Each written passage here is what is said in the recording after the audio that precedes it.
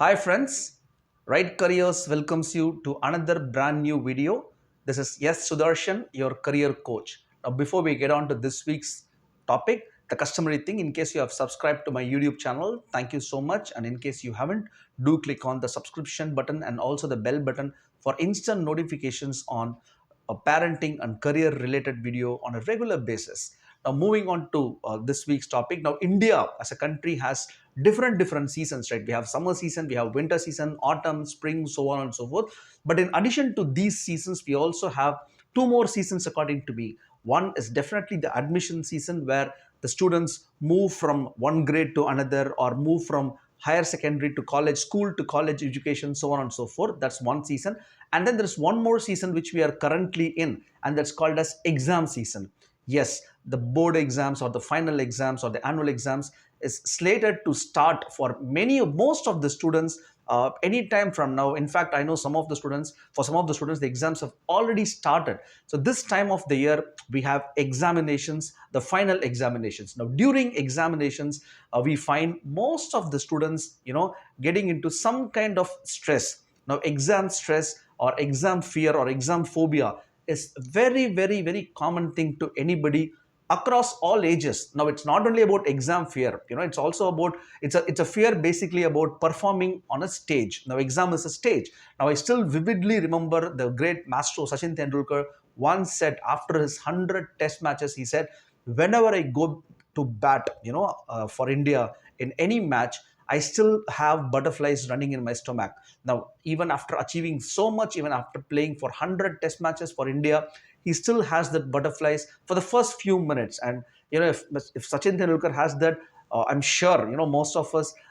If you don't have, it's fine. But if you will have it, most of the students will have this exam fever, and it's completely normal to have this exam fever or nervousness, or being getting slightly stressed before the exams. However, when this stress becomes larger, when the stress becomes overwhelming, it can turn negative. It can turn negative, not only turn negative, but it can also have an adverse impact on your performances, both in exam as well as your physical health. Now this particular video aims to address these issues, and the topic that we have taken for this week is how, as a student, you can overcome exam stress, you can overcome exam fear and exam phobia. Now this video I have divided into three phases. Basically, the first phase, we will see what causes the exam fear first of all, and what it can lead to, and then how you can prepare before the exam and on the day of exam. So this is how we have divided this video. The first segment is what causes exam fear. There are many reasons you need to know as to what causes the exam fever. The first reason, I think, is definitely fear of faring badly in the exams. That's the obvious reason. You might feel that you might not do well in exams, so you get fear. The second reason is feel pressure from your family, your parents, your extended families, your neighbors. You might feel the heat, you might feel pressure from them. And fear of some subjects is the third reason. You might not like some subjects, you might really like some subjects which you might not worry, but you might not like some subjects, maybe max phobia, or accountancy phobia, something like that, number phobia. So you might not like some subject, and therefore you could get into some fear. The fourth important factor is you might tend to usually compare yourself with your friend. You might compare with your friend, your peers, your classmates, etc., and then you might not know whether you will score more than them, less than them, or something like that, and that leads to fear. And you sometimes, the fifth reason is you might sometimes chase a mark.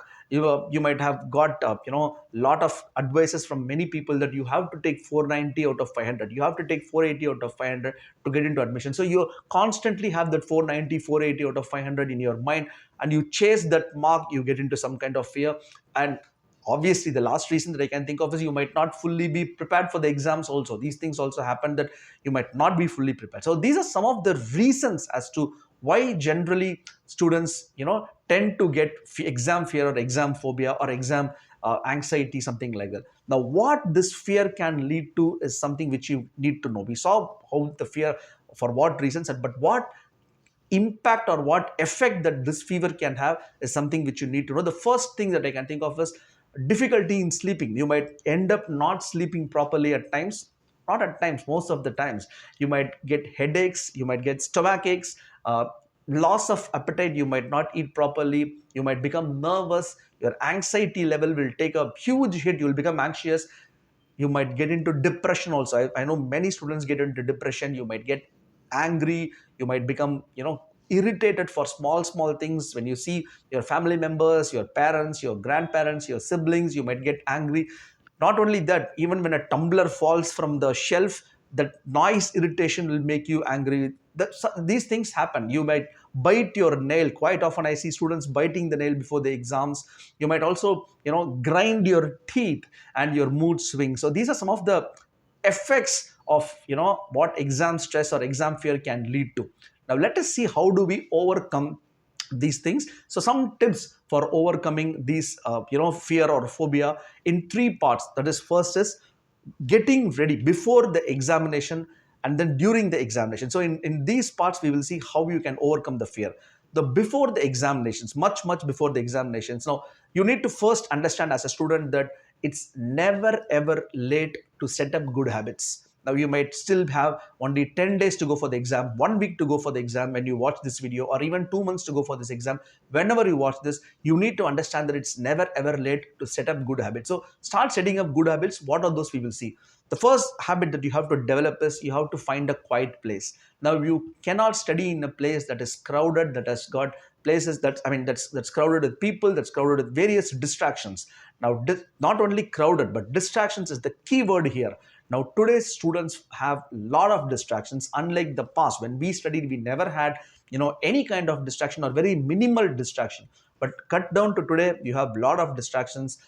Currently the Border Gavaskar Trophy is running, so if you're an avid cricket fan, you might follow that. We also had used to had those days. Thank God IPL is not happening now, because otherwise it'll become even more distraction. But the more important thing beyond sports or your interest is the mobile phones, the mobile phone that you carry, and the social media that's associated, be it your Instagram or Facebook or the WhatsApp.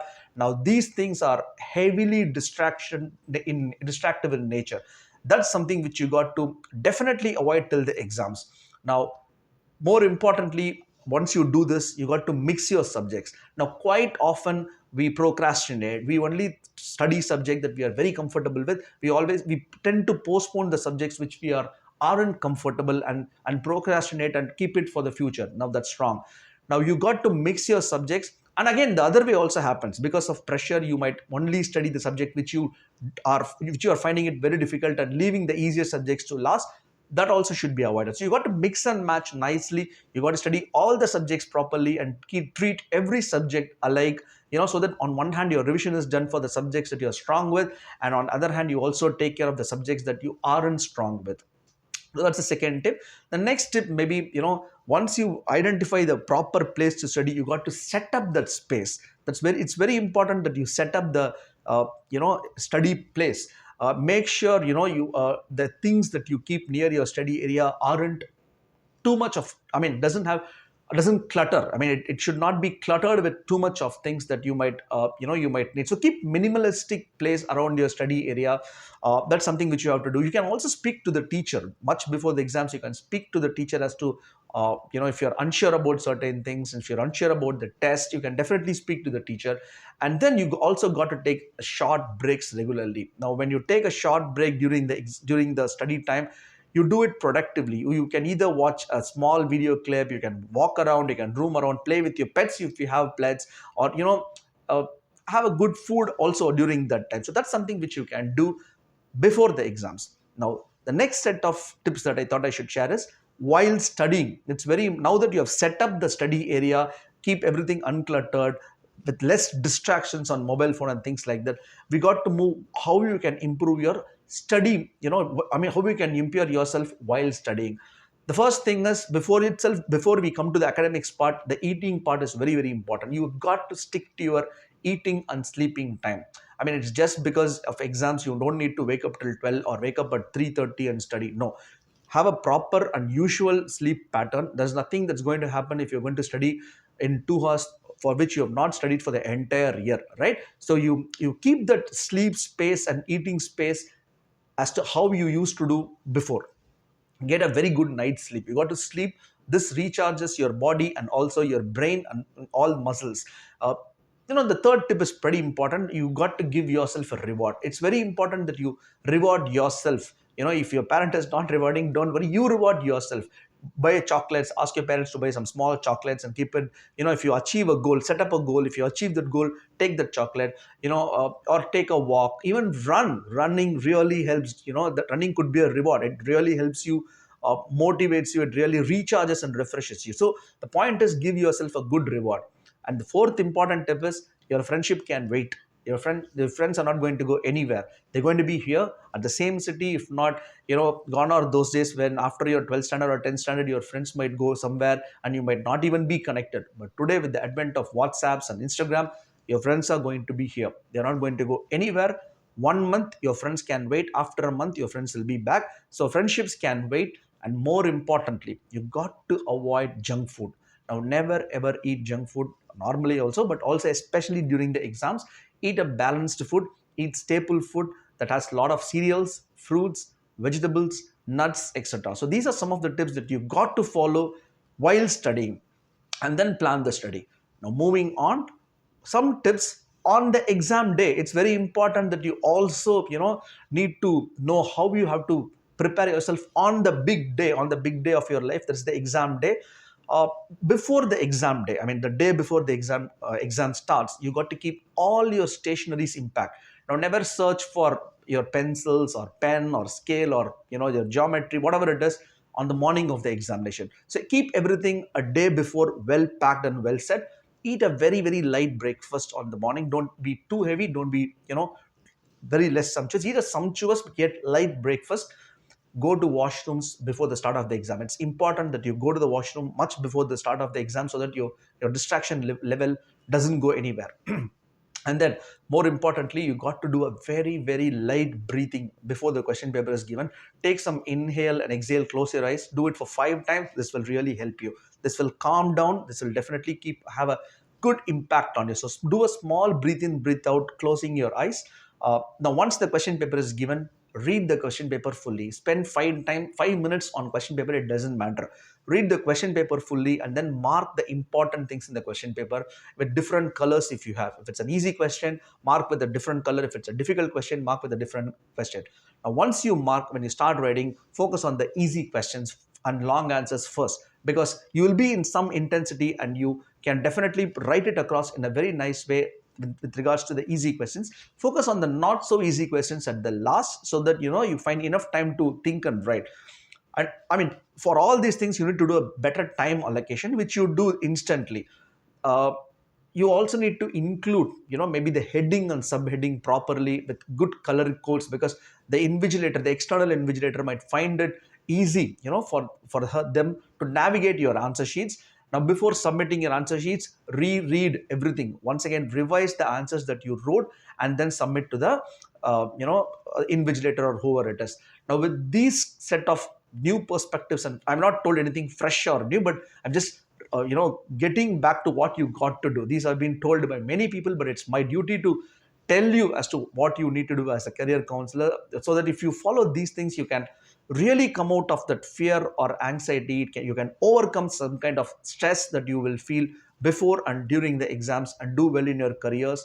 And on at this occasion, I would like to wish all the students all the very best to do the exams well, and then come out in flying colors in your career. That's all I have for this week. And in case of any doubts, on overcoming stress further, you can contact me. All the credentials are mentioned beneath this video. And until next time, have a great week. All the best. Thank you.